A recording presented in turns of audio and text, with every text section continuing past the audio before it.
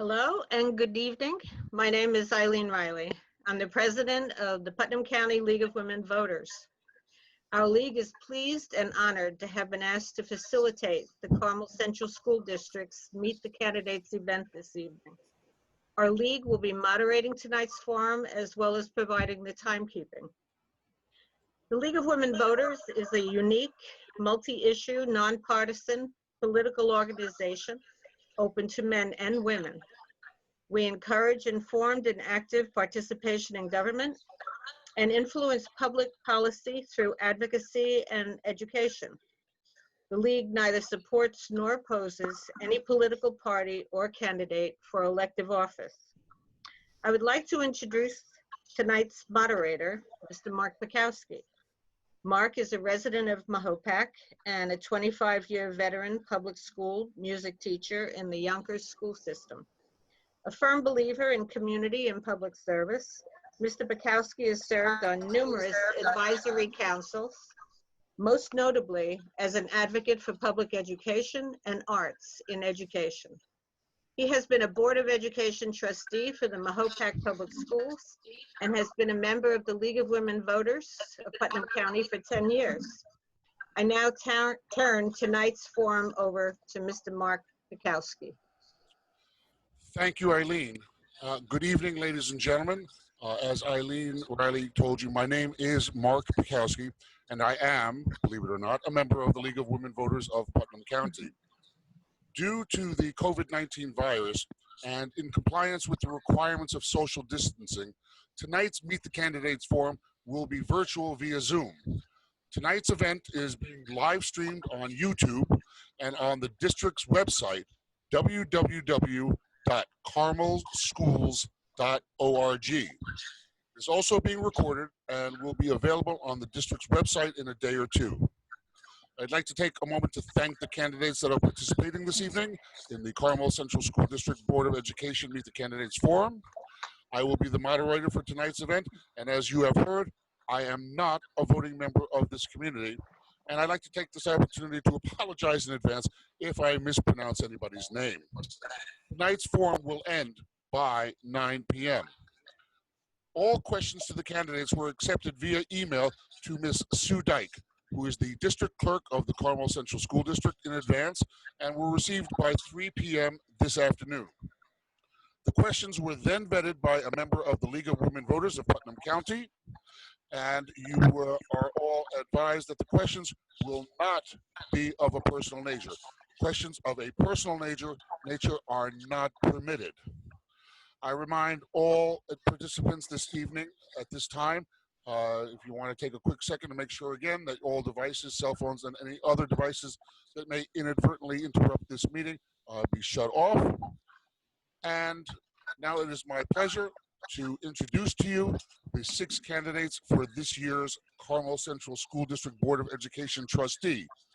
There are 2 seats available, and all seats are for 3-year terms beginning July 1st, 2020. The candidates are Mr. Paul A. Colazzo, Ms. Cara Elena de Torres, Ms. Deborah Heitmann Kay, Mr. Matthew Morello, Ms. Evelyn Peralt, and Mr. Gregory R. Purdy, Jr. Unfortunately, Ms. Peralt and Mr. Purdy are unable to attend tonight's forum. The ground rules for this evening's event are as follows. For all statements by the candidates, the timekeeper will notify the speaker when 30 seconds remain. She will do so by holding up a yellow sign, as you can see on your screen. And again, when time is up, by holding up a red sign. Our timekeeper this evening is Ms. Phyllis Honig, Vice President of the League of Women Voters of Putnam County. The initial order of the candidate speakers will be alphabetical based on their last name. Each candidate will give a 2-minute opening statement. Following their introductions, I will read the submitted statements prepared by the 2 absentee candidates, Evelyn Peralt and Gregory Purdy, Jr. We'll now begin our opening statements. Our first speaker, we should also mention Mr. Colazzo is not here tonight. So our first speaker this evening will be Ms. Cara Elena DeTorres. Ms. DeTorres. Good evening, everyone.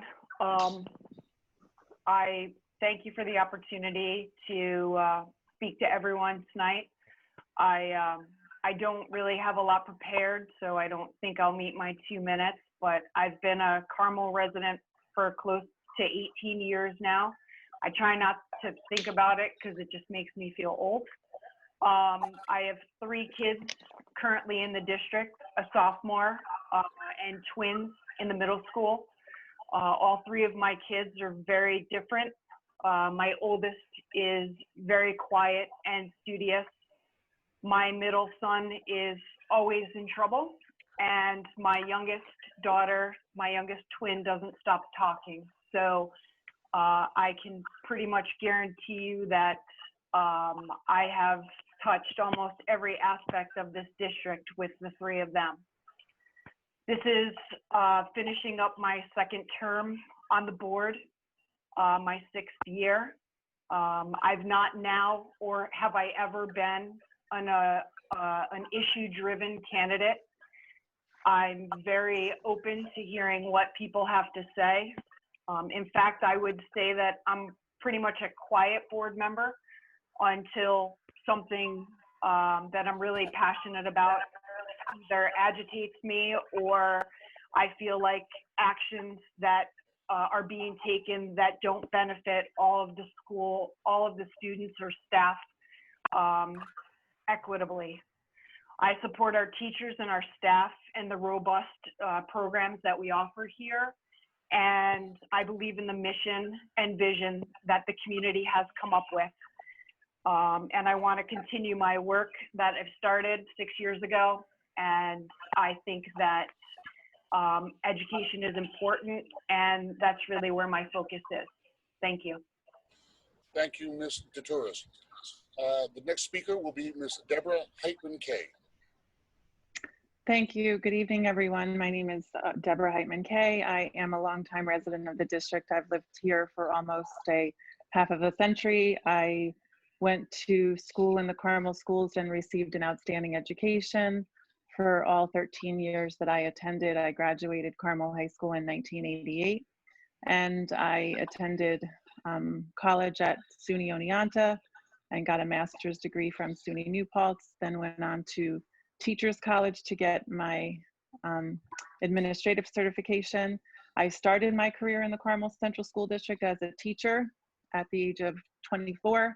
I taught accelerated earth science in the middle school, and I also was a cheerleading coach. I then left Carmel after a wonderful experience there, but wanting to see some new horizons. And I went to Briarcliff, was a teacher in Briarcliff and a department coordinator there for 8 years, and then moved to the Byram Hills schools, where I'm an administrator there, and I run the science department in grades 6 through 12.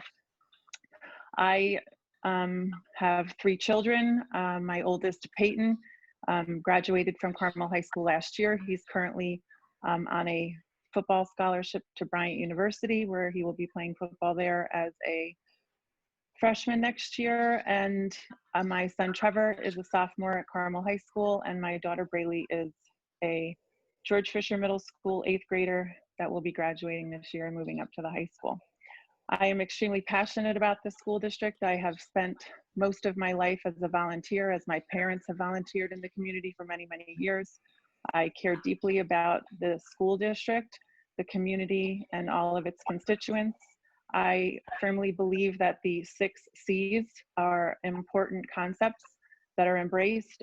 We have a tremendous faculty and staff, and I look forward to possibly getting a seat on the boards of education to continuously improve the school district, because I am someone that thinks that continuous improvement is very important. Thank you, Ms. Heitmann Kay. Next, Mr. Matthew Morello. Good evening, everybody. My name is Matthew Morello. I am running for a seat on the Carmel School Board. I'm a father of 2 young school children. My 7-year-old son attends Matthew Patterson Elementary, and my daughter is 9 years old, and she will be going into George Fisher in the fall. I'm running because I want to serve my community in the best possible education for the youth of our community. I have no other competing interests. Like many of you watching at home, I want to ensure that we as a community provide our students with the skills and resources that they need to succeed and meet the needs of the whole student. I'm a member of the Carmel community. I have been since I moved here from White Plains in 2016. And last year, our family worked very hard alongside many of you to ensure that our school budget and bond votes passed. It's very important for the Board of Education to consist of a diverse background of volunteers, so it's representative of our community as a whole. I'm a nurse, and as a healthcare provider, my profession is grounded in service to others, and it's something I truly enjoy doing. In that role, I wear many hats. I'm a manager, I'm a hands-on clinician, I'm an educator and a student, I'm a caretaker and a facilitator. I work with my patients, family members, doctors, social workers, and we're all pulling in the same direction with the common goal of doing what's best for the people in our care. The skills I use every day, collaboration, compassion, critical thinking, there are many of the same values needed for the Board of Education to succeed. It's very much aligned to the same values in our district that they instill with these 6 C's. Over the next couple hours, I look forward to the opportunity to answer your questions. Thank you very much, Mr. Morello. At this time, ladies and gentlemen, I would like to read the statements that were submitted by the candidates who unfortunately could not be with us tonight. I'd like to begin by reading the statement by Mr. Paul Colazzo. He writes, "My name is Paul Colazzo. I am running for a seat on the Board of Education because I believe we are in desperate need of change and that I am in a unique position to deliver on that goal. I believe our school board should be reflective of our community and not be a rubber stamp board. I believe in the freedom to express opposing opinions in government without vilifying one another. I believe in the majesty of the democratic process without conspiring to overturn the express mandates of the people. I believe our school board members should be role models for our students instead of engaging in antics unbecoming of the office they hold. I will also strive to once and for all rein in wasteful spending to bring our oppressive taxes under control. We simply cannot continue to shrink the tax base by driving away our neighbors to lower tax areas and continue to offer a quality education in Carmel. It is simply an unworkable situation. I am a lifelong member of our community, having grown up in Lake Carmel and graduated from the Carmel school system. I am invested in our community and want nothing more than for the future generations to be afforded every tool in order to succeed in whatever they may wish to do. In order for that to happen, we need a Board of Education who will support that vision, and with your vote, I hope to be part of that vision." That was the statement of Mr. Paul Colazzo. And now I will read the statements of Miss Evelyn Perrault, who writes, "My name is Evelyn Woolley Perrault. After working in the school busing business for many years, I am now a retired senior citizen. I like giving back to my community and now have the desire and time to devote myself to the education of children in the Carmel Central School District. This year, with the pandemic, I understand it has been a very difficult year for school districts. Possible loss of funding, keeping taxes under the mandated cap, and ensuring an excellent education are the biggest challenges the district will face this year. In addition, unemployment will be a major factor in homeowners being able to pay their school taxes. I would work with other board members to keep quality education for the students, keeping a watchful eye on district spending, and represent district residents fairly and honestly." That again was Ms. Evelyn Perrault's written statement. Finally, I'd like to read the statement submitted by Mr. Gregory R. Purdy Jr., who writes, "My name is Gregory Purdy Jr. I am an involved community member who is a proud graduate of our Carmel schools. I am a strong believer in the district's 6 C's, especially citizenship. I hope to contribute to the success of our schools and community as a member of the Board of Education. I am the outsider candidate who will shake up the good old boys club once and for all. I believe in fiscal accountability and responsibility, government transparency, and an education system that works for all of our students. I believe that we need our school board to govern with the mentality of a successful businessman. I will always make decisions with our students' success at the forefront of my mind. I do not think that the current members of the school board have either the students or our community's best interest at heart. Unfortunately, they have made our Board of Education into their own personal empire. They do not respect our community. They do not respect democracy. They do not respect the First Amendment. They govern using scare tactics and half-truths. I do not believe that such untrustworthy and dishonest people should be married to any real power, especially when it comes to our community's children and our hard-earned tax dollars. If I am elected, I promise you that I will always be honest with you. I ask for your vote on the basis of character and trust. Our best days are still ahead. And again, that was the statement submitted by Mr. Gregory R. Purdy Jr. So I'd like to thank all of the candidates for their opening statements, and we will now turn to our question and answer period. Okay. Once again, each candidate will have a chance to answer each question for 1.5 minutes, and the timekeeper will notify you when 30 seconds remains and when time has expired. We will begin our questions this evening with Ms. Heitmann Kay. And our first question this evening is this: which of Carmel's 6 C's do you identify with most and why? I identify most with creativity, because I think that students learn best when they're given the opportunity to be creative. But I think creativity is, linked to all the other C's in so many ways. And I think it's something that if we model as a Board of Education in terms of thinking outside of the box when it comes to trying to find funding, I think we're going into we're ending a school year. We all know, I think the word unprecedented is sort of an understatement for this entire colossal experience that we're going through with COVID. And in my opinion, creativity is something that everyone is going to have to use to allow the students to have a great experience. We're going to have to be creative in our thinking in terms of finances, and trying to find ways to support and fund programs so that the students don't lose. And then we have to be creative in the way that we support instruction, both inside and outside the classroom, in terms of trying to find ways, if we have to do hybrid learning and teaching again next year. And I think creativity in the classroom with the students is the way of the future, and setting up learning environments and supporting them financially, and supporting the teachers with professional development and ways that they can do that is something I'm passionate about. Thank you. Mr. Morello? Yes. Oh, I'm sorry. I thought it was another question. I would say compassion probably would apply to me the most. It's in my nature. It's one of the reasons why I became a nurse. I have I guess, innate need to help other people.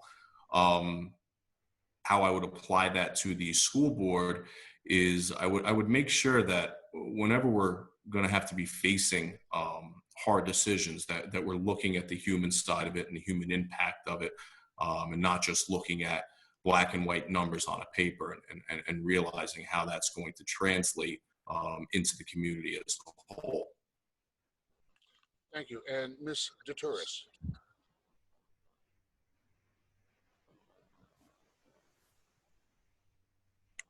Right now, where we need to be able to make changes quickly. We're going to need to mobilize quickly. I think we are going to have to be able to move stuff around in terms of the budget.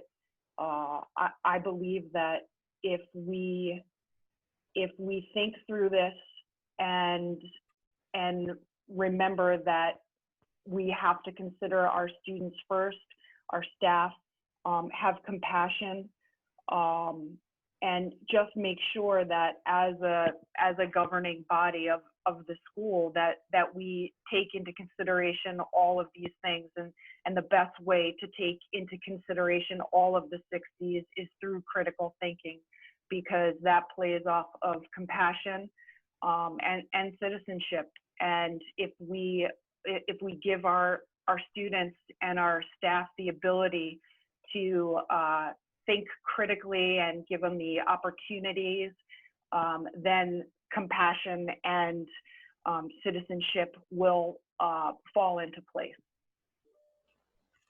Thank you all very much. The next question is this, and we will begin our answering with you, Mr. Morello.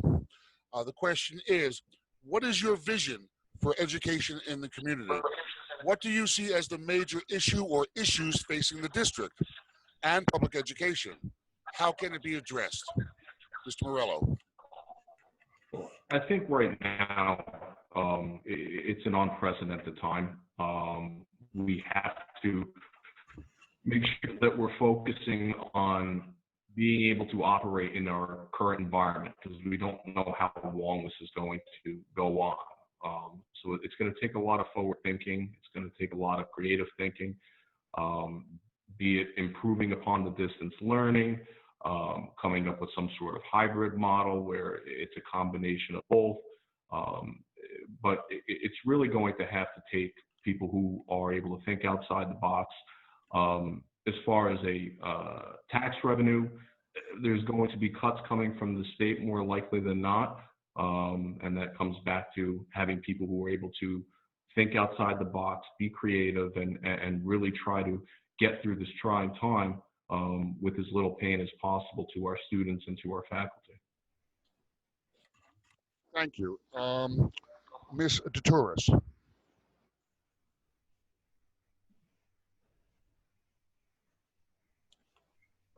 Mr. Torres? Can you hear me? Yes, we can hear you now. Can you repeat the question? Yes, I can. The question is this. What is your vision for education in this community? What do you see as the major issue or issues facing the district and public education? And how can it be addressed? So that's a fantastic question, and I'm not usually asked education questions. So I believe that we need to evaluate the programs that we currently have. We need to make sure that we are offering the most robust courses at every level. I believe that every student should be considered. I believe equity is a big issue right now, and we're finding that with our distance learning, that we need to make sure that all of our students are being represented. We need to be very prudent with the funds that we have and make sure that the programs that are currently in place are benefiting the most of our students.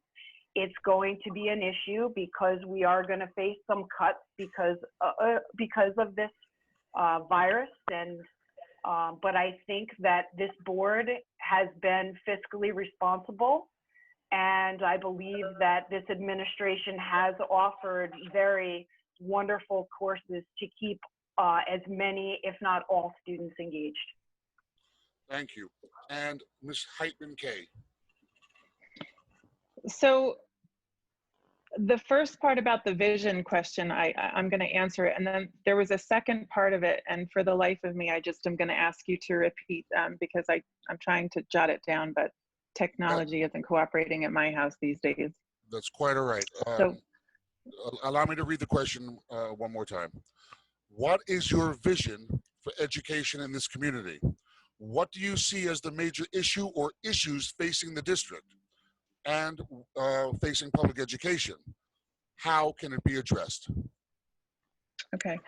So my vision for education is one whereby students are educated in ways that will prepare them to live in the world that's changing in a fluid way. No one could have ever anticipated what we're going through now. And I think, think outside of the box, continuous improvement models need to be used all the time. So I'll piggyback on what the previous candidates talked about with respect to really analyzing at deep levels what programs are currently going on. I do agree that the administration has worked hard alongside the support of the current Board of Education in getting, new courses offered, modifying current courses, introducing, really robust robotics programs. And I would now kind of move on to talk about what are the challenges that I see that might, interfere with that, or how can we work to support that. Would be, obviously we all know that we're going to be facing some significant fiscal challenges as the district. School districts are always facing challenges on how to use their funds creatively and yet be sensitive to the taxpayers, because it's approximately 12 to 15% of our taxpayers have children in school. So with that small number of people being in the school, I think that we have to try to broadcast our programs in ways that the community really sees all the greatness that's going on, and that the taxpayers that are not parents can celebrate. Ms. Heitmann, I don't know if you saw the sign. I'm sorry to interrupt, but we're going to stop you there. Okay, no problem. I don't see the sign because I only see 4 blocks in my in my way. So I don't know if it's possible for someone to say 30 seconds, but with Zoom, I don't see all of the Hollywood squares. Ms. Honig, if you heard the request, when the 30-second when it's time for the 30-second sign, if you would just say 30 seconds into your microphone, that would be helpful. I'm sorry. That's quite one of us will make sure that you get the heads up. Okay, perfect. Thank you. All right, folks. This is new territory for all of us, so we're all going to work together.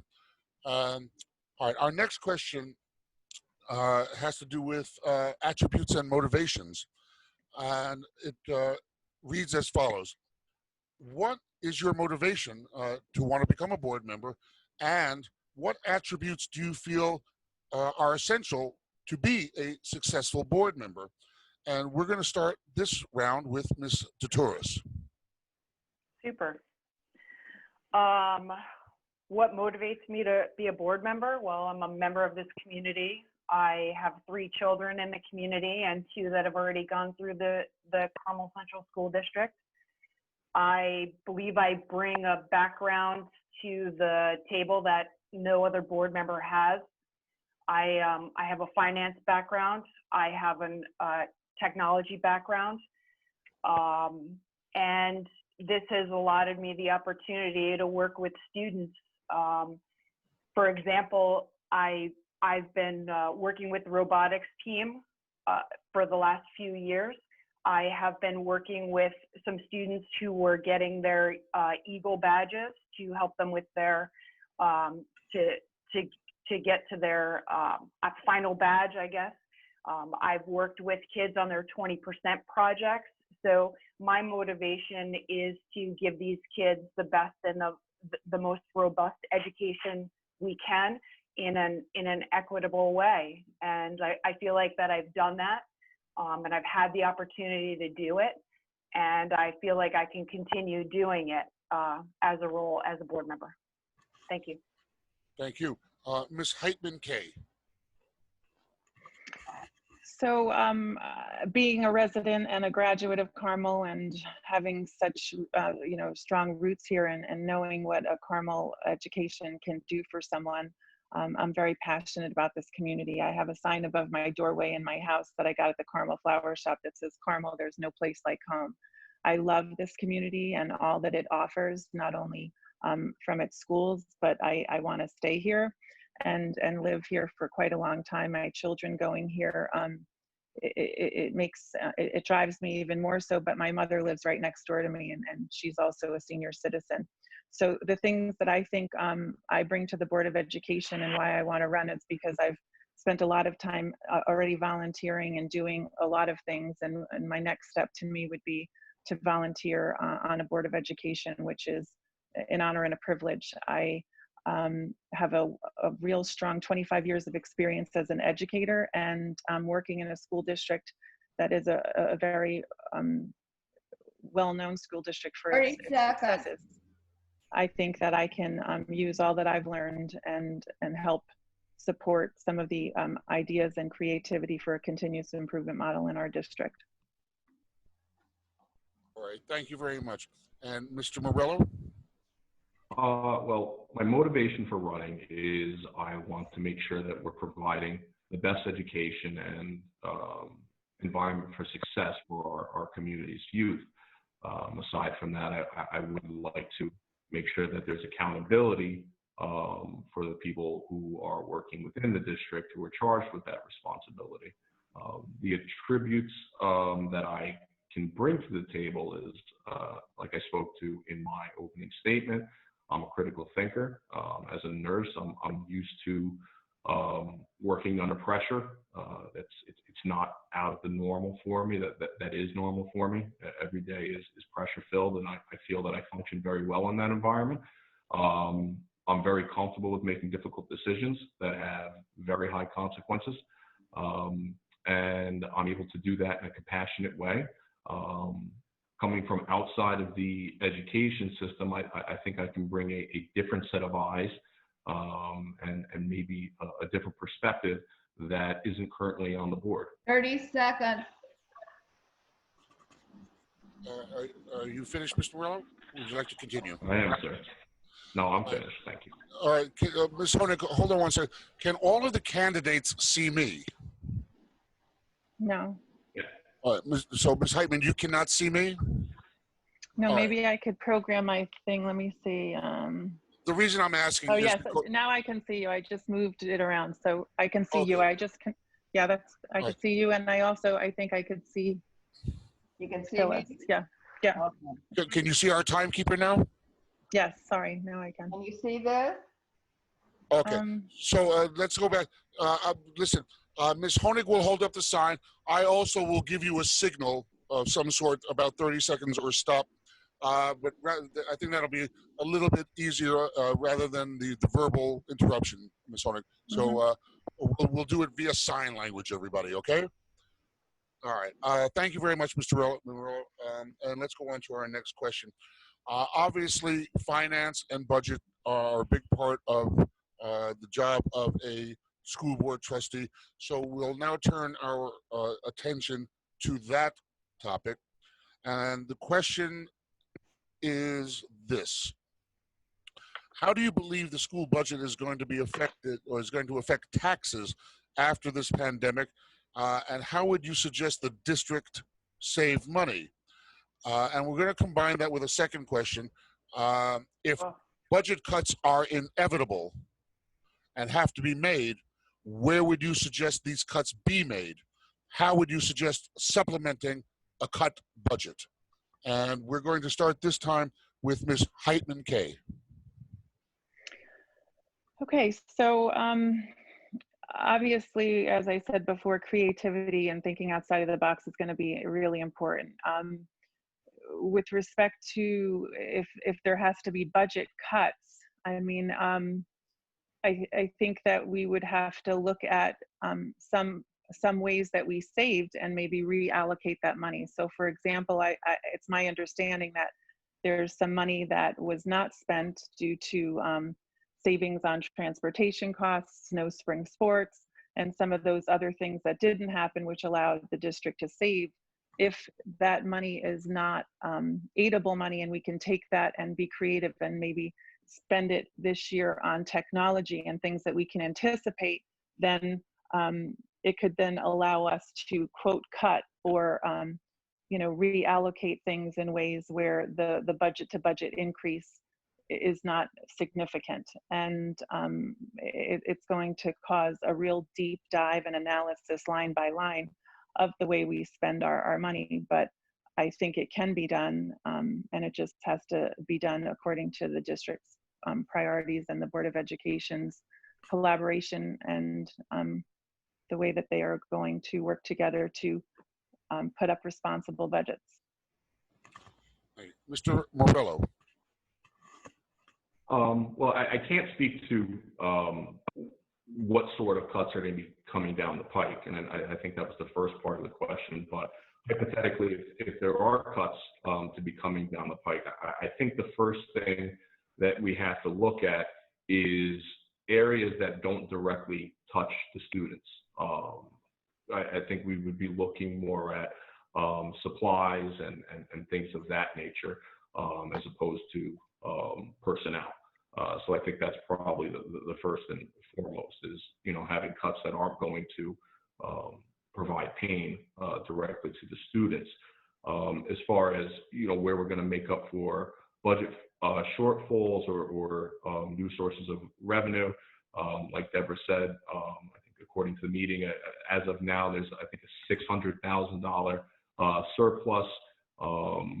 But it is an estimate, and that's not all the way through the end of the school year, so that number could go up or could go down, and pushing that forward would probably be a smart thing to do. And just kind of coming at this from an open and dynamic mindset, where you're not going to be looking at particular areas to save money. I think we need to look at the budget as a whole and really be very thoughtful about it if it comes to that. Thank you. Ms. Torres. Well, first, I don't really feel like it's a very good question, and the reason is because right now we're in a situation where every day is a moving target. So we can't predict what's going to happen from day to day, and projecting on where to make cuts based on not knowing what aid we're going to get and what have you. I find it to be a very vague question. I will say that since I've been on the board, we have managed to keep the budget under the tax cap and to be very fiscally responsible in terms of making sure that we evaluate all the programs that we have so that the most students will benefit from the options that we have. I think finding new sources of revenue would be great, but we live in a community where we don't have industry, so we don't have anything to offset our taxes, which is a huge problem. And the burden often falls on the taxpayers. So it's not fair, but that's life. But I think looking at programs and finding the best way to meet the needs of all of our students before we make our cuts. Thank you all very much. The next question is about the budget again. It reads, if the next budget vote is not passed, would you support an attempt to negotiate with the teachers union to freeze pay raises for next year in lieu of canceling extracurricular activities that benefit the children? And this question will start with Mr. Morello. Yeah, I mean, I think it's that would be consistent with what I've been saying. We have to look at what's going to cause the least amount of pain. If the choice, and this is a hypothetical choice, if the choice is between cutting scholastic sports, which I think is very important to the overall experience to students if it's something they choose to participate in, versus putting a pause on teachers' pay raises temporarily, well, I think that's a relatively easy decision to make, and I would make the decision towards pausing pay raises. Thank you. Ms. Torres. Well, I mean, if the budget isn't passed, would we speak to the teachers about, I can't remember the exact wording. Absolutely. I mean, why wouldn't you go to every avenue possible to make it better for the students and the taxpayers? Again, I feel like that was a poorly asked question. I believe that we have spoken to all parties involved, including the county. And I feel like we need to have these conversations and have an open dialogue as a board. We can't make decisions for the entire community. In terms of cuts, I think we have to look at neighboring districts and understand if neighboring districts are eliminating sports for a certain period of time, it's not ideal, because the kids need that, and it helps them grow and understand how to work in a team environment. It's not ideal, but if it's something that will help us get to the next level. But again, this is a situation where there are so many unknowns that until all of the facts are on the table, we're not able to make such decisions. But I stand by saying conversations should always be had before any decisions are made. Thank you all very much. Another question in the finance field. The question is, were you supportive of the bond passed in 2019, and why? If you Mark, were not, I don't think I got a chance to answer that question. Did I? My mistake. Please, thank you for correcting me. Please go ahead. Just because it got a little hectic, can you reword it? It's about if I were elected to the board, would I approach the teachers union and ask them to consider a 0% raise, or a freeze on salaries? And then let me the second part?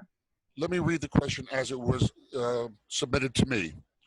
If the next budget vote is not passed, would you support an attempt to negotiate with the teachers union to freeze pay raises for next year in lieu of canceling extracurricular activities for the children? So I think that if the budget doesn't pass, I would hope that all constituents in the community would come together and brainstorm on ways that we can manage our finances so that the kids are affected the least. I would hate to see extracurricular activities go. I know that the teachers union and the other unions in the district, they care about this community. They're constantly trying to do things like, I know next week there's the Carmel cruise. So I think that they would be probably reaching out to us to kind of try to figure out ways to work together. But as the Board of Education needs to be collaborative and try to come up with the best ways to save money, I would hope that we could do that by figuring out ways. I mean, we're kind of handcuffed in many ways about, what's mandated and what's non-mandated. Unfortunately, extracurricular activities are mandated, but I also know we have a lot of strong community organizations where we can, do different fundraisers and then make donations to the school, that in the worst case scenario, if some sports or extracurriculars were affected, we could somehow fund it that way. Thank you. And once again, my apologies for skipping over you on that last question. No problem, Mark. Thank you. Mr. De Torres, you'll start us on our next question.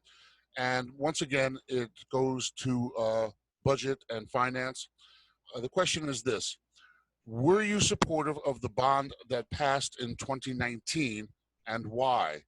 If you were not, how would you have proposed to address the capital repairs and improvements to our existing buildings that were included in the bond? So, I'm sorry? I think. Mr. Torres. Okay. So yes, I was absolutely in support of the bond. The bond offers better working conditions for our employees. A new bus garage would provide our bus drivers and our mechanics with indoor facilities where they maintain our buses right now outdoors. It was really horrible conditions. It also moves the buses away from an elementary school. So absolutely, I was in support of it. We also had outdated libraries and roofs, and it was just something that was needed. And I believe the way it was presented to the community, it didn't increase it didn't increase the taxpayers, as the bond was spread out over a certain long period of time so that it would be easily absorbed. And so, yes, I did support it wholeheartedly. Thank you. Ms. Heitmann Kay? So I did vote yes for it and did support it because I'm somebody that will always support our schools. I do believe that the Board of Education in many ways tried their best to do what they needed to do with repairs that were necessary. Some things that occurred that concerned me, which I believe that speak to the need for anticipation, communication, and hopefully develop some stronger relationships of trust within the community and the Board of Education and district, is that I think the purchase of the property for the bus garage was sort of one of those things that concerned many folks. And I don't know all the nuances of what goes on behind closed doors when it comes to the Board of Education and the workings of it, because obviously I wasn't part of it. But I'm not 100% certain that things were done in ways where the constituents of the town of Kent were satisfied. But I did support it because I will always do what I can to support the kids. Mr. Morello? Yes, I was supportive of it. I did vote in favor of it. And like I said in my opening statement, my family and I had worked pretty hard to get that passed. I agree with what Deborah and Cara said for all the reasons why it was important. I'm sensitive to the reasons why people opposed it. There were genuine concerns from senior citizens in the community about tax increases. But like Cara said, I thought it was done in a very responsible way to minimize the impact on the taxpayer, and the benefit that we received from it, to me, far outweighed the concerns of the tax base. Thank you, sir. Ladies and gentlemen, let's turn our attention to a different topic at this time.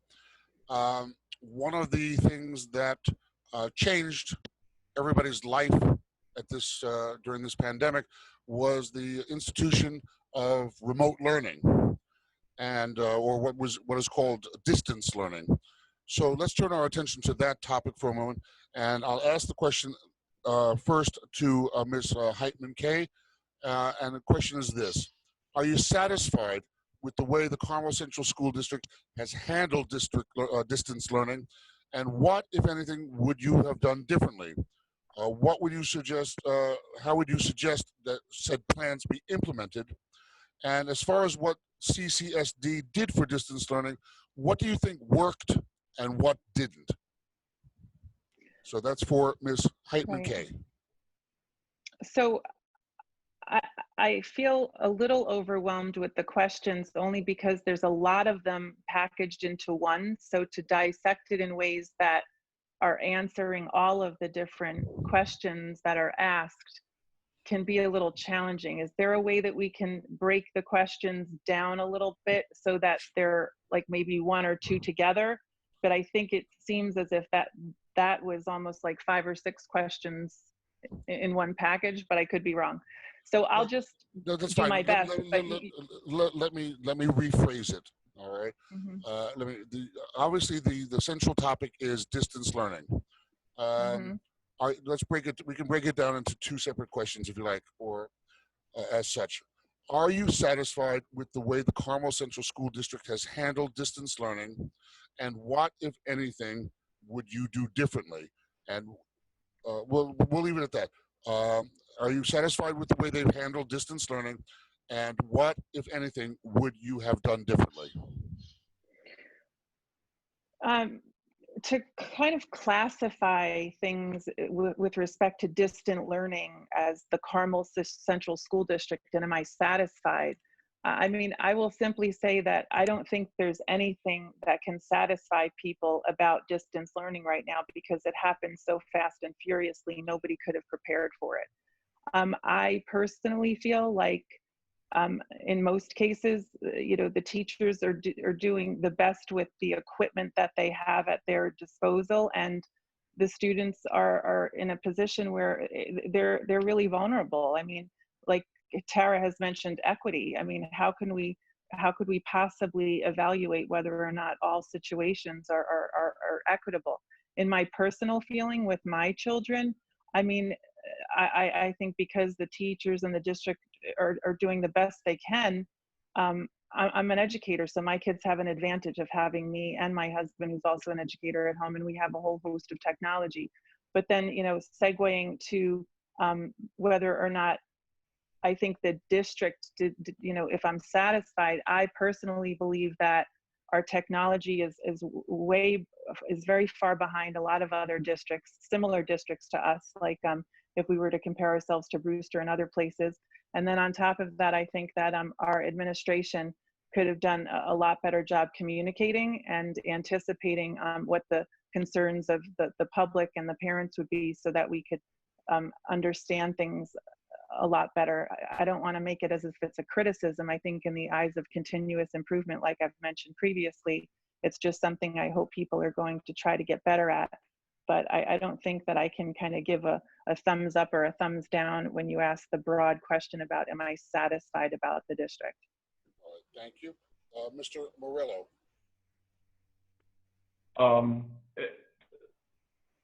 I'm satisfied in the direction that we're moving. I think that certain things were unknowable. This has never been implemented before, so it was a lot, and to foresee every pitfall that we were going to encounter, I think is a little unrealistic. I think that we are making improvements. I'm happy where we are. I think there's definitely improvement to be made. I think the most important thing is going to be communication between the parents and between the educators.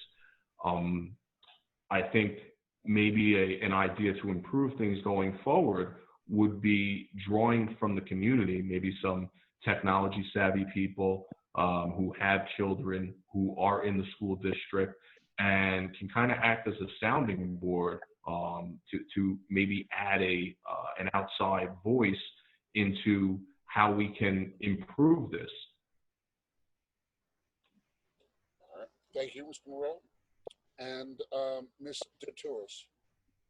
Well, if you asked me this question 3 weeks ago, you would have gotten a very different answer. As a matter of fact, I did have a very different answer 3 weeks ago because my phone was ringing off the hook and parents were very frustrated with the situation and nobody was really sure where to turn. And as a result, I took a lot of heat and my own children struggled and are struggling through the distance learning process. Right now, I'm very satisfied. I think after watching the board meeting on Tuesday, I feel like we are making the right changes that we need to make. I am still concerned a little that we've not addressed the consistency issue in terms of grade level.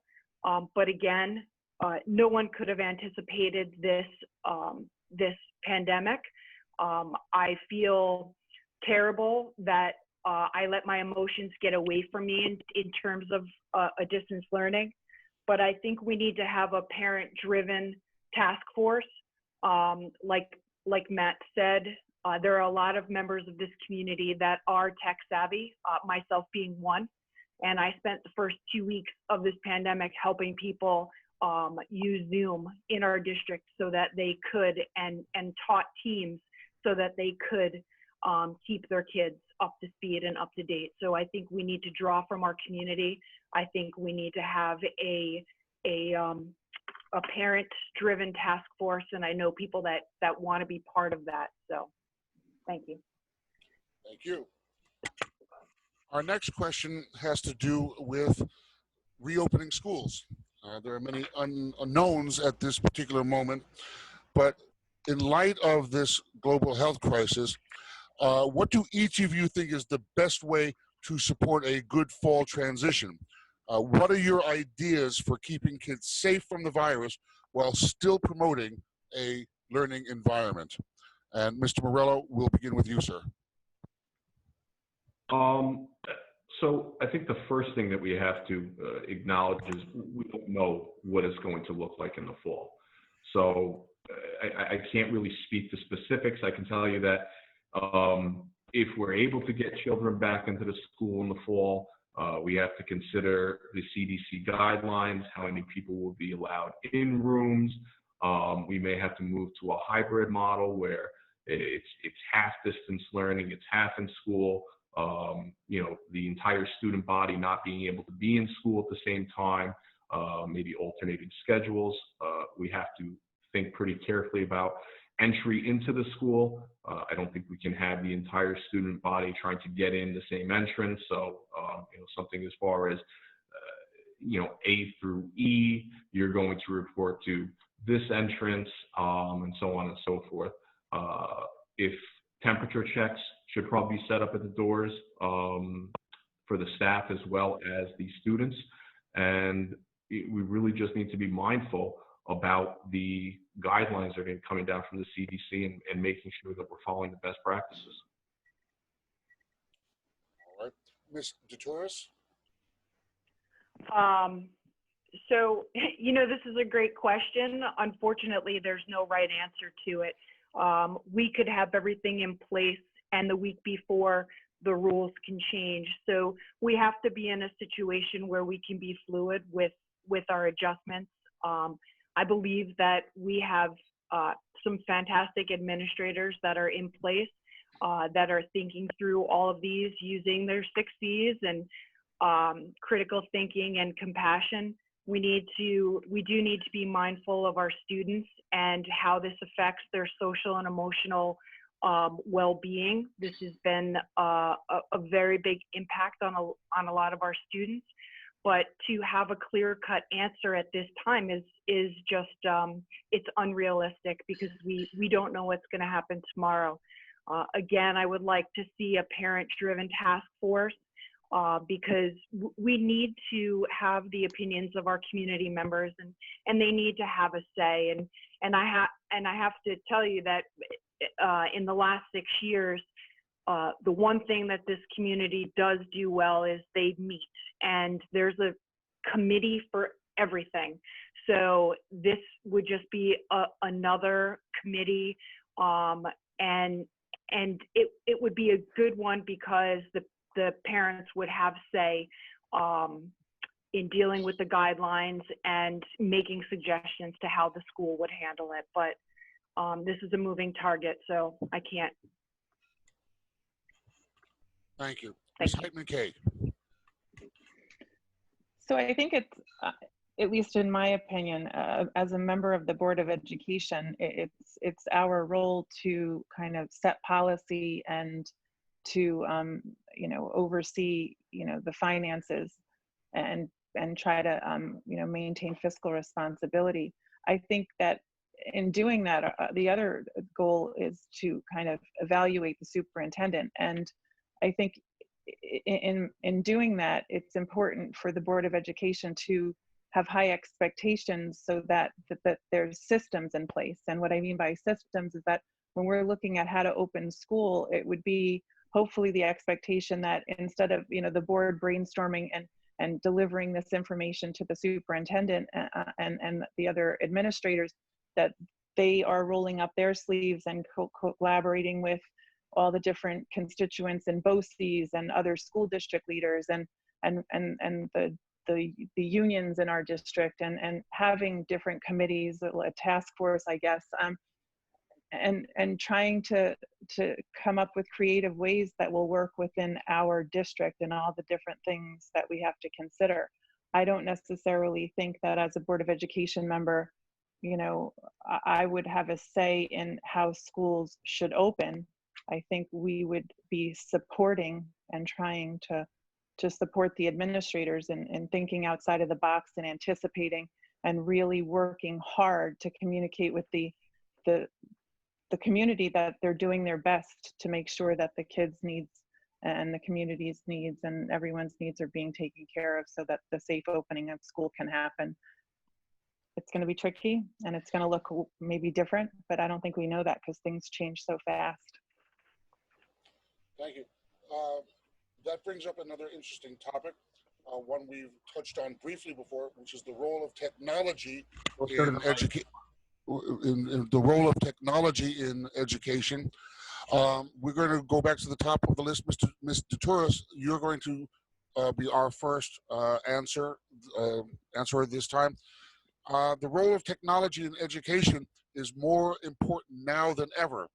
Do you have a plan to ensure that both teachers and students can use the technology that is available in a meaningful way?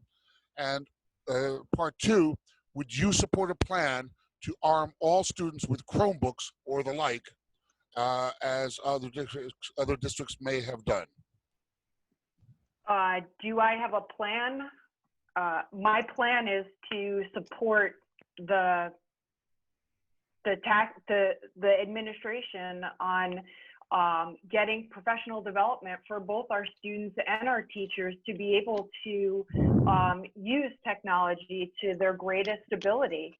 I think that technology is not teachers, not all teachers' forte, and people need to have that extra professional development. So my plan would be to find a way to educate our teachers so that the learning is consistent, and help our students, find a way to help our students who aren't comfortable on technology. And would I support Chromebooks? That's an interesting question, and everyone's upset about, the tax cap and taxes going up. If somebody's going to donate the Chromebooks, would I be happy to accept them? Would I be happy to help our IT guys implement that technology? Absolutely.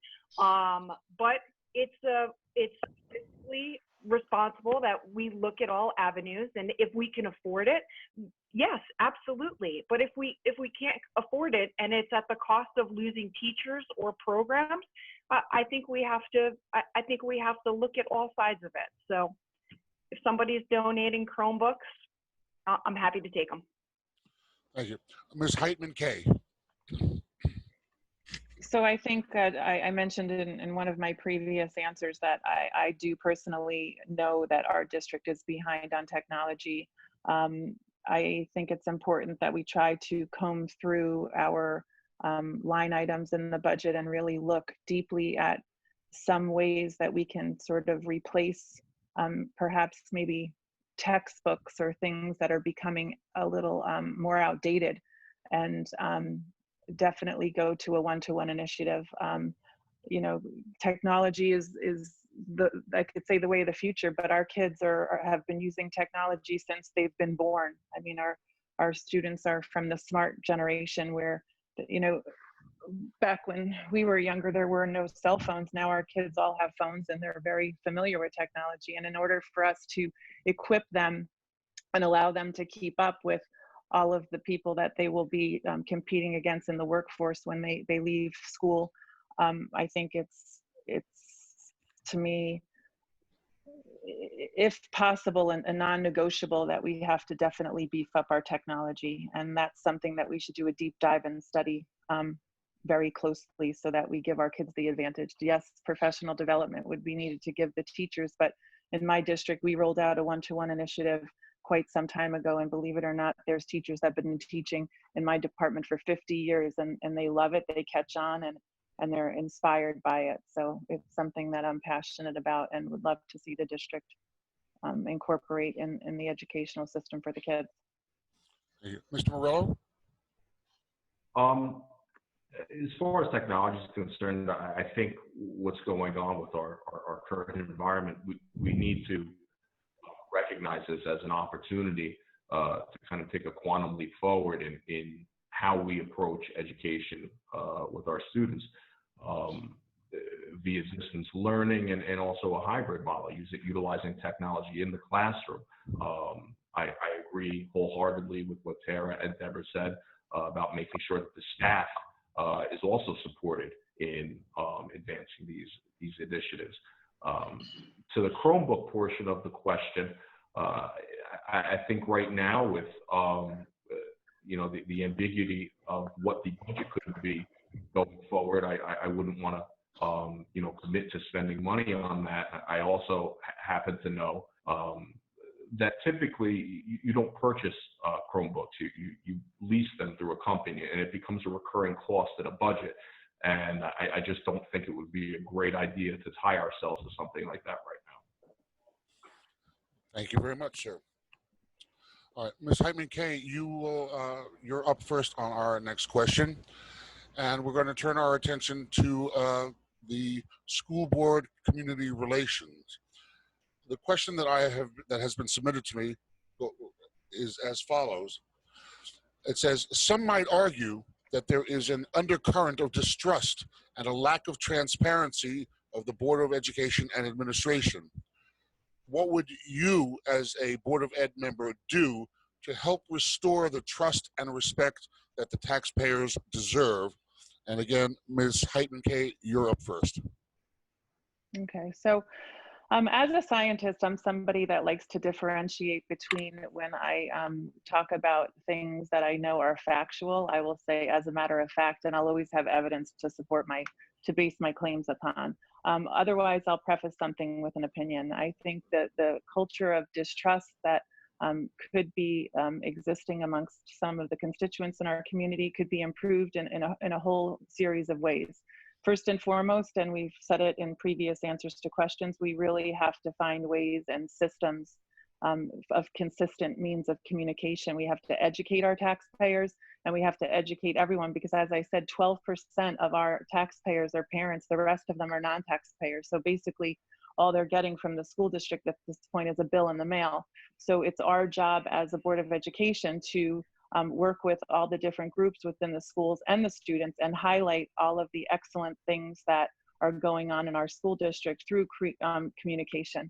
One of the ways to do that is have curriculum conversations, and to make sure that the Board of Education is, you know, expecting the superintendent and administrators to have goals and held accountable to the goals, and celebrating those goals and the results of those goals by really showing the public at the different school Board of Education meetings, and a whole different way of PR, using the media center and videos, and really pumping out all of the great things that happen in the school district so that people really feel that they're getting what they pay for. Thank you. Mr. Morello. I think communication is key. If I was to get a seat on the school board, I would make sure that one of my primary responsibilities would be clear and concise communication as to, you know, what's going on and what's going to be coming down the pike. I'd make myself readily available via email or social media. I'm not a social media user, but if I did get a seat on the board, I would make sure that I would make myself accessible as many ways as possible. I know that we are streaming board meetings. Sometimes it works great, sometimes not so great. I think that goes back to kind of beefing up the technology that we're using within the school district. And as we move forward, you know, with implementing this new technology, I would think that we would get better at that. Thank you, sir. And Ms. Torres. So the question, if I understand it correctly, is about the transparency and the board's role with the community. And I'll be blunt. I've been sitting in board meetings for the last 6 years, and pretty much the crowd is not there. Nobody's there. And the only time people do come to a board meeting is when they have something to complain about.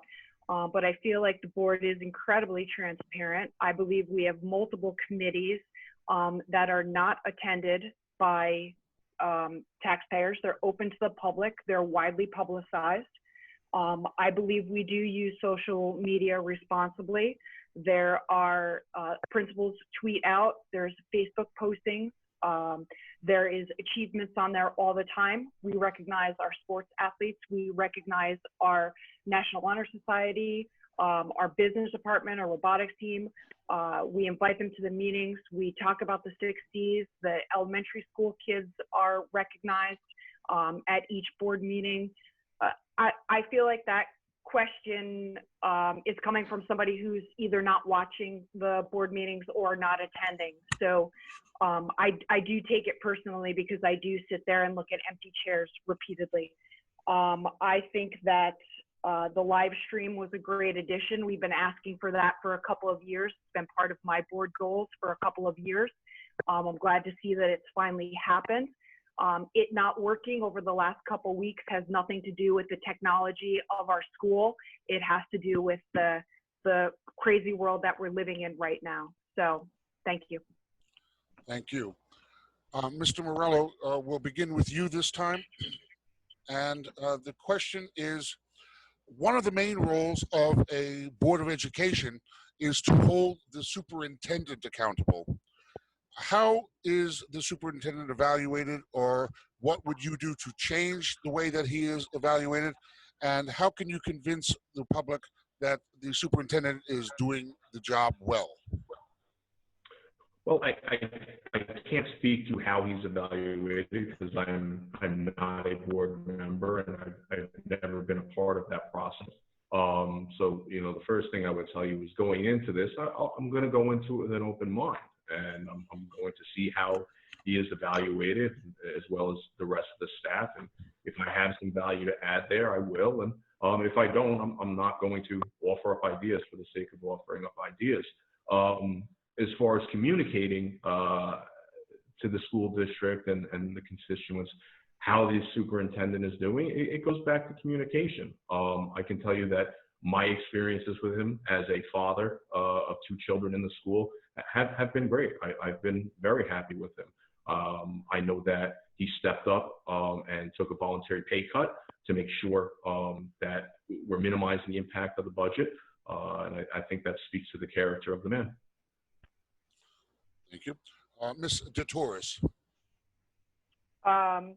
So there are evaluation systems in place right now electronically to evaluate the superintendent. People have the opportunity to come to board meetings to express their opinions.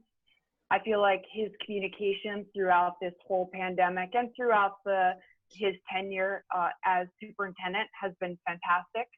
I feel like we came from a situation where we were very top down in terms of our leadership. And I believe he offers a more transformational leadership and has a great team around him that supports our teachers, supports our other administrators. I've never had a problem talking to him. Very, very easy to discuss things with. Always open to hearing people's opinions. And I think that he really does encourage his staff and by surrounding himself with really intelligent, hardworking people, has really shown how this district has grown. Our assistant superintendent also really bringing the 60s and bringing a new culture to Carmel was really very refreshing, and that transformational leadership was wonderful. Thank you. Ms. Heitmann Kay. So Mark, the question, I don't believe, let me just clarify before, and the clock is not on, I'm hoping my time's not running out while I clarify, but it wasn't what is my evaluation of the superintendent, right? It's basically asking me, how do I believe that the superintendent is evaluated? And as a board member, what would be the expectation of doing that? Let me read the question again. One of the main roles of a Board of Education is to hold the superintendent accountable. How is the superintendent evaluated? How should the superintendent be evaluated? And what are the ways that the public can be assured that the superintendent is doing his job well? Okay, so I'm not going to speak about the current superintendent or administrators because I don't believe it's my role right now to evaluate them. That's not the question. I think as the Board of Education, one of our most important jobs is to evaluate the superintendent effectively because they are the CEO of the organization. And it's their job to manage the organization, and it's our job to hold them accountable and then also set policy and revise policy and hope, manage the finances and work on the, keeping the budget and all of those factors accountable. So to evaluate the superintendent, I believe that the district is moving towards an online version, but there has to be certain rubrics and indicators that the superintendent would be evaluated against. So for example, the different attributes that would be in that evaluation, there's a whole host of them. I think the school boards, the New York State School Boards Association comes up with them, but the characteristics that are set forth there, we would want to look at what the superintendent set as goals, what his approach is, has his approach been implemented, and what results do we have? What evidence-based information do we have to prove that the superintendent met them? And then the criteria most likely that would be used is the same kind of criteria that's used to evaluate teachers and other employees that work with students in an instructional capacity, like are they developing, are they effective, or are they highly effective? And you would do that against the criteria, and using an evidence-based model, we would want to see, okay, well, has the superintendent met these goals, and what evidence do we have? Not how I feel, not what I think, or, there has to be some evidence to use to evaluate someone. It's a really serious thing to do to someone, is to evaluate them, and it has to be done well, and it has to be done against a set base of criteria with certain indicators to Thank you. I'm sorry, we're gonna stop you there. Thank you, Ms. Heitmann Kay. All right, we're coming down to the end of our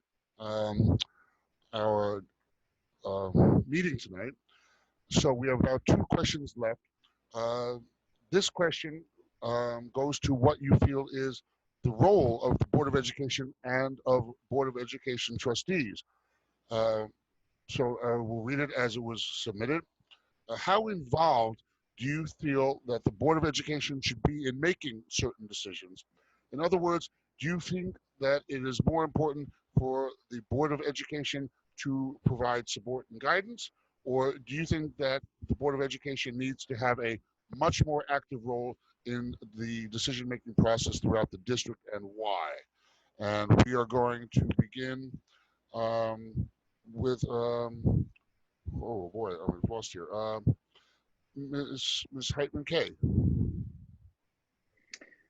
So I think it's clear, based on what was said already, that the Board of Education's role is to set policy, evaluate the superintendent, and manage the finances. And it's the administration's job to work with the different, constituents in the school, and they're the ones that are supposed to set the goals and evaluate whether those things are doing. And it's their job to holds the teachers, the bus drivers, and anybody else. I guess they're the ones that are going to be, managing the accountability. Do I think that the Board of Education should have input into that? Absolutely. I mean, I think that, the Board of Education, through the superintendent and different conversations, should collaborate and work with the committees that are currently in existence, and make sure that things are done well. But it's not the Board of Education's role to micromanage and sort of derail the ongoings of a school district in ways that are based on personal agendas. Yeah. Mr. Morello, forgive me, did I give you a chance to answer that last question?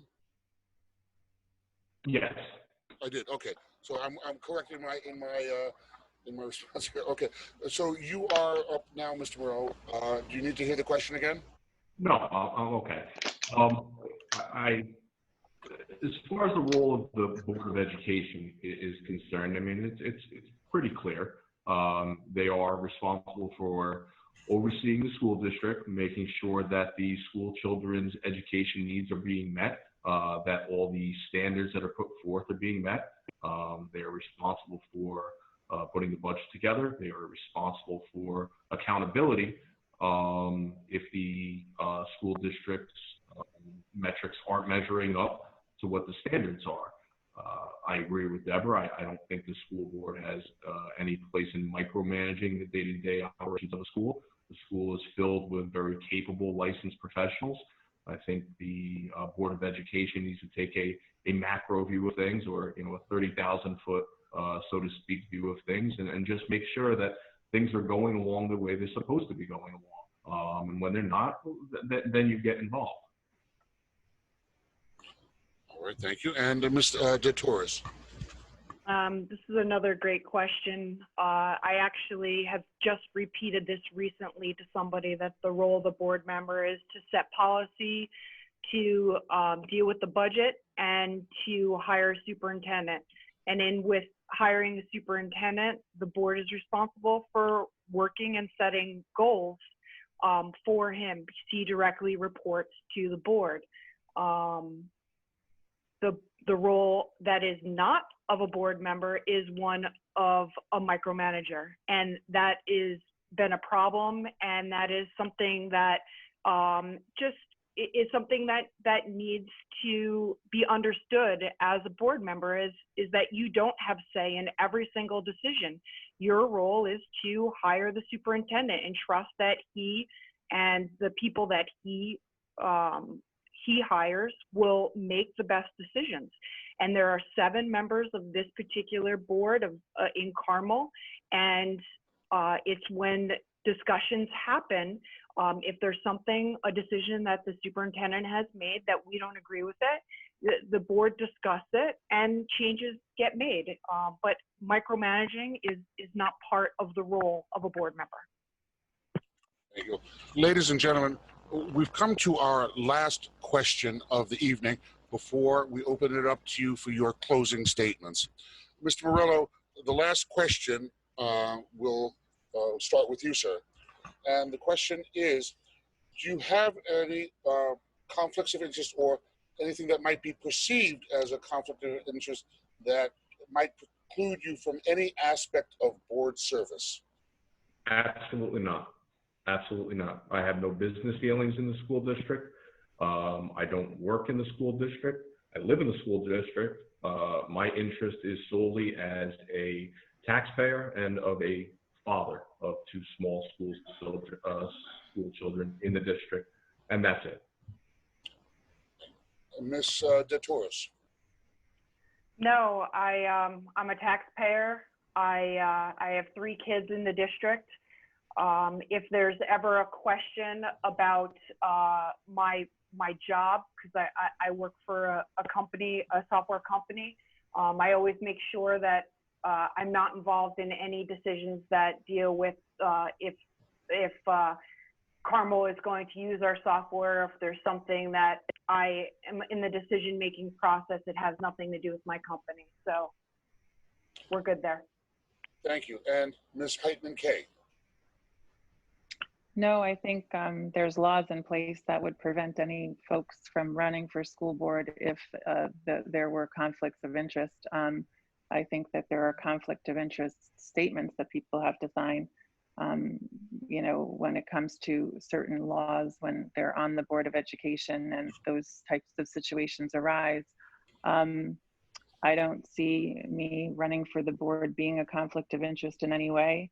And I think, like I said, there's laws in place, and if everyone abides by the rules and regulations, then there shouldn't be an issue for anyone running for Board of Education if they, signed the petition and they went through the proper steps, which is what we all did, and that's why we're here answering these questions. I think that conflict of interest has a real strict definition. And then there's the conflict of interest and the perception of. So I can't speak to the perception of, but I can certainly say that according to all regulations and laws, I don't have a conflict of interest. Well, thank you all very much. I do want to thank you for taking the time to answer the questions that were submitted to us tonight. And now it's time, ladies and gentlemen, for your closing remarks. As we stated earlier, we're now going to go in reverse alphabetical order, starting with Mr. Matthew Morello. Mr. Morello? First, I'd like to thank everybody for the questions that they submitted and the time that they took. I think this is a great exercise in community service and communication I hope that I get the opportunity to serve the community in the capacity of being a board member. I hope that I was informative and everybody has a clear understanding of where I stand on things. I think going forward, I am going to partake in social media and make myself available to any further dialogue that people would like to have about my views on things leading up to the election. And I look forward to, thank you very much. Thank you, sir. And now, Ms. Deborah Heitmann Kay, your closing remarks, please. So thank you to the League of Women Voters for all of the coordination that they've put forth. Thanks to Sue Dyke for coordinating all of this. And with respect to a closing statement for myself, I think many people, because I've lived here for a long time, know me and know that when I put my mind to something, I take it really seriously and I work extremely hard to do things with integrity and a passion. I encourage anyone that wasn't able to get the information that they wanted from this experience to reach out to me directly through Facebook or have somebody reach out on your behalf. I've been giving people my number. A lot of people have been calling, but I think a broad reach, who you're voting for, I think this is going to be a very, very unique situation. And we want to encourage everyone to, take advantage of the absentee ballots that are going to be coming to them and get them back in the mail as soon as possible. So they arrive to the location that they need to by 5 o'clock on the 9th. And may the best man or woman win. Good luck to everyone, and thanks again. Thank you, Ms. Heitmann Kay. And finally, Ms. Cara Elena de Torres, your closing statement, please. I just would like to thank everybody for putting this together. I appreciate all the time that went into it. I'm really committed to the role as a board member in helping our students, to providing equity across all of our schools. I think that we are in a really good place right now in terms of having the right people in position to help us do that. I want to let everyone know that I am committed to helping as a private citizen, but also as a board member if necessary, to the reopening plan. And I think that these are just such uncertain times right now for everybody that we need to be patient, but most of all, we need to be compassionate towards each other and understand that everybody is having their own struggles and they really need compassion and time, and everything will work out, but we have to work together. It's your responsibility to take this seriously. And I don't believe that the board is a good old boys club like somebody had mentioned earlier. I believe that we are collaborative. We believe in the mission. We believe in the vision. And I think that we can work together to continue to do good work in Carmel. Thank you. Thank you to all three of you for joining us here tonight. Thank you to our timekeeper, Ms. Phyllis Honig. Thank you, Phyllis. We'd also like to say thank you to the Putnam County League of Women Voters. Ms. Eileen Riley, President. Ms. Riley was instrumental in putting this all together. We thank her so much for her hard work and time in putting this all together. We'd also like to give a great big thank you and a shout out to Ms. Susan Dyke, who is the district clerk for the Carmel Central School District, also for helping to organize tonight's event. Tonight's event was sponsored by members of the Carmel High School Parents Association, George Fisher Middle School PTA, Kent Primary School PTA, and Matthew Patterson PTO. I want to thank everybody watching tonight for being here. Thank you. Thank you for everybody who participated. And all of us here tonight would like to encourage all of you out there to vote for the two candidates of your choice this year. You are reminded that due to the COVID-19 virus, voting is by absentee ballot only. Completed ballots must be returned to the office of the district clerk no later than 5 p.m. on June 9th, 2020. And by the way, ladies and gentlemen, if you have any questions or if there are any problems that you would like to have addressed, you are welcome to contact Ms. Susan Dyke, the district clerk of Carmel School District of the Carmel Central School District, at sdyke, that is SDIECK, at carmelschool.org. You may also attempt, at least these days attempt is the word, to reach them by phone at 845-878-2794, extension 202. Again, 845-878-2794, extension 202. But we must say that you are more likely to get a timely response if you use email at sdyke@carmelschools.org.